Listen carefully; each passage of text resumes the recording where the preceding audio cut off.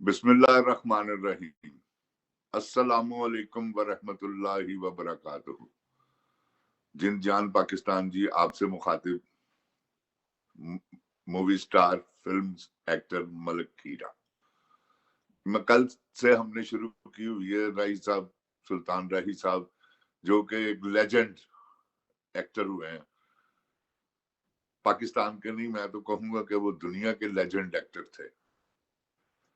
तो उनके बारे में हमने एक कहानी शुरू की हुई है कि सुल्तान राही साहब अपनी फन की बुलंदियों पर कैसे पहुंचे और कैसे कैसे उनको मुश्किलात का सामना करना पड़ा, कैसे कैसे बीच में वो फ्लॉप होते रहे फिर हिट हुए, वो सारी डिस्कस आपसे कल से शुरू की हुई है और आज से फिर वहीं से शुरू करते हैं जहां से कल छोड़ा था। राही साहब, बशीरा का टाइटल किया राही साहब ने। पहले बाबुल में एक जबरू का रोल किया, वो एक बदमाश था, बड़ा जबरदस्त उन्होंने टका कर किया। वहां से उनके करंट जो है ना वो जाहिर हुए। फिर आपको मैंने पिछले व्लॉग में बताया कि राही साहब सिलेक्शन उनकी कैसे हुई बशीरा की, कि सावंत साहब ने 25,000 रुपया मांगा। उस वक्त सावंत साहब का बड़ा पीरियड था, बूम पीरियड, ये 1972 की बात है। तो राही साहब बशीरा के रूप में इंट्रोड्यूस हुए। उन्होंने असलम डार साहब ने उनको फिर कास्ट किया और कास्ट किया। उसके बाद ये मेरी खुद गुफ्तगू हुई है ताया इलियास कश्मीरी साहब, हम उनको पाजी कहते थे क्योंकि हमारे बुजुर्गों में से थे। वो फिल्म के विलन थे। उससे पहले वो सावंत साहब थे उस रोल में। तो वो जब राही साहब आए ना उनके सामने काम करने के लिए, तो असलम डार, क्योंकि इलियास कश्मीरी का एक मुकाम था उस वक्त, उन्होंने कहा यार ये तुमने बशीरा क्या ले लिया, ये को बशीरा है। मैं कहा पाजी आप इसे देखें तो सही है, अच्छा काम करता है। उसने कहा अच्छा फिर ये मेरे सामने अच्छा तो लगे यार, इसको को मोटे कपड़े पहनाओ। क्योंकि राही साहब को इतना फिगर नहीं था, डील डॉल नहीं था इतना। वो राही साहब को मोटे कपड़े पहनाए, शूटिंग वो खत्म, यानी कि पैकअप हुई, फिर कपड़े सिले, उनके साथ काम, नीचे फटे रखकर कुछ शॉट लिए गए। फिर एक वक्त ऐसा आया, वो जब फिल्म लगी है कंधा डोली नु दे जाए वीर वे, लोगों ने बाहर निकल के बशीरा बनने की कोशिश करनी शुरू कर दी। एक ने वही एक आदमी को खंजरों से मारा और लड़ाई हुई थी। उसने कहा, पुलिस ने उससे पूछा कि तुमने क्या किया, क्यों किया? कहता जी मैंने बशीरा फिल्म देखी थी। तो कभी आपको सुनाएगा कि फिल्म की ऐसी कौन कौन सी कहानी है कि एक आदमी, अकमल खान साहब मलंगी थे जब, तो वो उन दिनों में उस वक्तों में हीरो को फिल्म में मरवाते नहीं थे। वो पहली फिल्म थी जो कि हीरो मलंगी मर गया। वो एक बंदा पागल हो गया कि मलंगी मर गया, मलंगी मर गया। उसको लाए फिर स्टूडियो, अकमल खान साहब से मिलवाया, उनको वही गेटअप करवाया, उसको कहा ये देखो ये मलंगी अभी जिंदा है। तो ये फिल्म थी। तो बात ये है कि लोग इस तरह, लोग क्योंकि जो भी फिल्म व्यूअर्स, फिल्म देखने वाला आदमी है ना, वो यही समझता है कि ये हीरो मैं हूं। अगर वो ये ना समझे तो कभी फिल्म ना देखे। और जो हीरोइन का जो रोल करती हैं, वो जो औरतें हैं, उनको तसव्वुर होता है कि ये मैं ना हो तो कभी भी ना देखें। तो बात ये है कि ये एक इंसान के साथ जुड़ी हुई बात है, क्योंकि शेक्सपियर लिखता है 7 स्टेजेस ऑफ लाइफ, कि ये जिंदगी एक स्टेज है। तो 7 प्ले है जो इस बंदा करता है। हर 10 साल के बाद उसकी जिंदगी का एक रोल चेंज होता है। तो इसी से ये फिल्मों को अक्स किया गया कि हर रोल जो है ना वो चेंज होता है। तो राही साहब अब फिल्मी दुनिया में एक उभरा नाम। फिल्में शुरू हुई, सिर धड़ती बाजी, उसके बाद एक फिल्म शुरू हुई, क्योंकि वो सिर धड़ती बाजी में भी वो हीरो थे। फिल्में आहिस्ता आहिस्ता, एक ऐसी फिल्म शुरू हुई जिसका नाम था वैशी जट। अब वैशी जट उस वक्त बड़े जबरदस्त एक्टर थे पाकिस्तान में, लाला सुधीर, हबीब साहब, इजाज, यूसुफ खान साहब, ये पूरा इनका बूम पीरियड था ऐसा कि सब इनकी फिल्में शौक से देखते थे और ये बड़े जबरदस्त। अब बीच में से निकल रहे थे राई साहब अब कैसे निकले कि एक फिल्म शुरू हुई, उस फिल्म का नाम था वैशी जट। अब वैशी जट जब शुरू हुई तो मैंने आपको बताया वो नासिर अदीब साहब की जिंदगी की, वहां से उनको भी ब्रेकअप, क्योंकि थे तो वो काफी देर से फिल्में लिख रहे थे, वो आशिक लोग सुदाई टाइप ऐसी फिल्में लिख रहे थे, मगर कोई मुकाम नहीं मिल रहा था।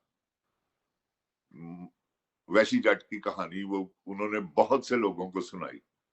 एक वक्त था उन्होंने सुनाई कहानी इकबाल कश्मीरी को, तो जब उन्होंने स्टार्ट सुनाया फिल्म का तो इकबाल कश्मीरी ने कहा है कि मैंने एंड सुनाते अगे की होएगा, तू तो शुरू च एंड कर देता फिल्म का। तो वो बड़े मायूस हुए। उसके बाद फिर अल्लाह ने हसन अस्करी के साथ उनकी मुलाकात हुई। हसन अस्करी ने उनका, उससे पहले उन्होंने, हसन अस्करी ने 2 फिल्में बना चुका हुआ था, खून पसीना और सिर तर्दी बाजी, वो हिट हुई थी फिल्में। अब उन्होंने शुरू की वैशी जट। अब वैशी जट जब, उसके साथ ही एक फिल्म थी शरीफ बदमाश जो उससे पहले रिलीज हुई थी वैशी जट से, वो भी ऐसी जबरदस्त हिट हुई। उसमें भी सुल्तान रही थे, उन्होंने बदमाश का रोल किया हुआ था, यूसुफ खान साहब शरीफ। और फिर ये वैशी जट लगी को 3-4 वीक के बाद जब वो रिलीज, वो बूम ऐसी जबरदस्त जा रही थी, हिट फिल्म थी।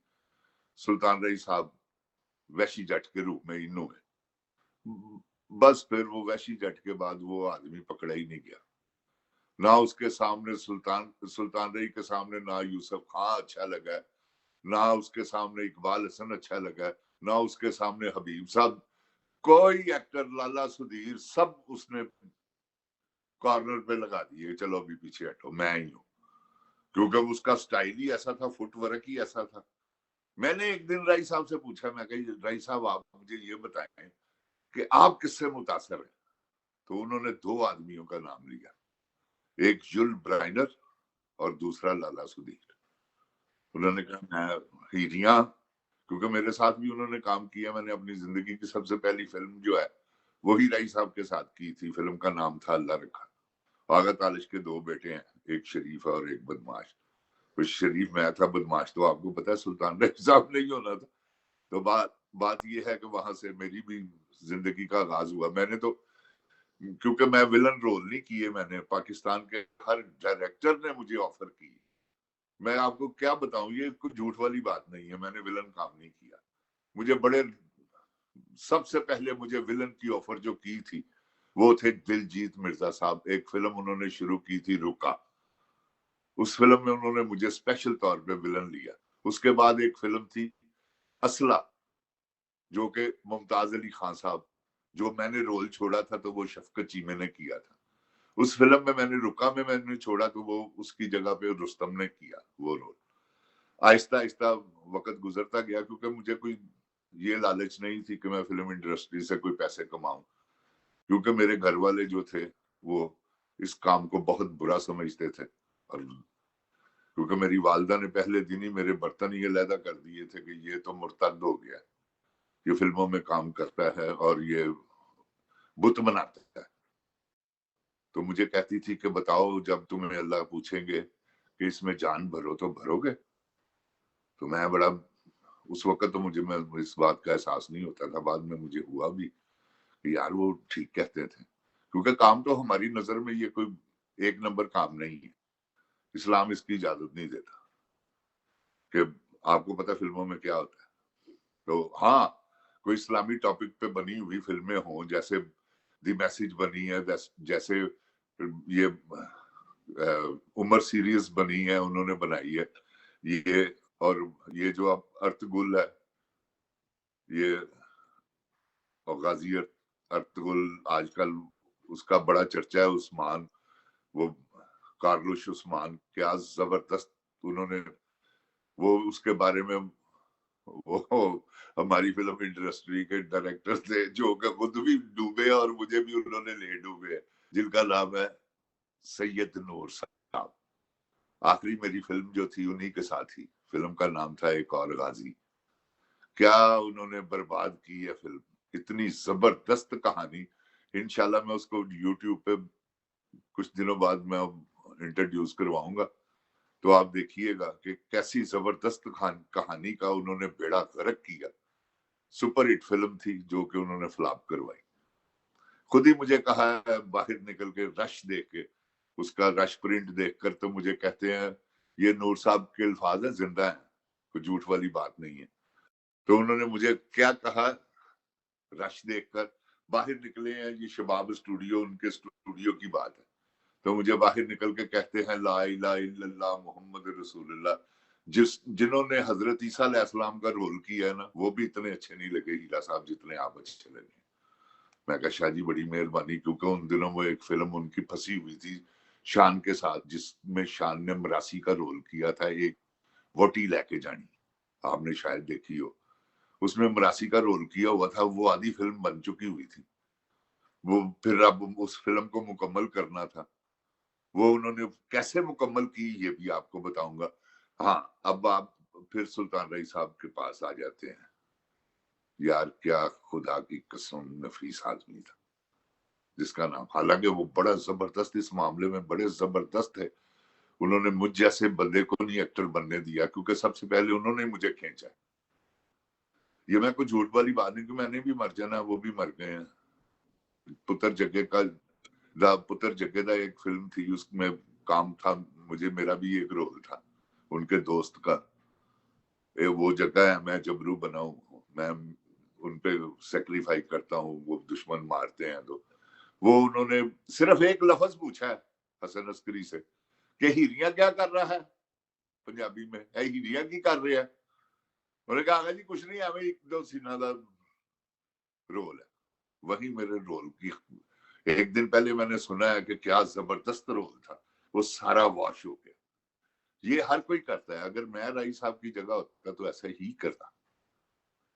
تو انشاءاللہ کل یہی سے شروع کریں گے، کیونکہ ٹائم زیادہ ہو رہا ہے. تو میں چاہتا ہوں کہ آپ میرے ساتھ جڑے رہیں اور آپ یہ دیکھیں کہ میں سچ بول رہا ہوں یا نہیں، آپ کو خود ہی پتہ چل جائے گا. اگر کوئی ایسا بندہ جو میری بات کو غلط ثابت کرے تو انشاءاللہ میں یہ کام چھوڑ دوں گا، اس کے بعد یوٹیوب پہ کبھی بھی نہیں آؤں گا. اس کے ساتھ ہی تھوڑی سی بات کر لیتے ہیں، کیونکہ ہمارا ملک ہے. کیا ہو رہا ہے عاصم منیر صاحب، آپ جانے دیں، خدا کا خوف کریں. یہ لا الہ الا اللہ کے نام پر بنا ہوا یار قسمیں کھا کر کہہ رہے ہیں.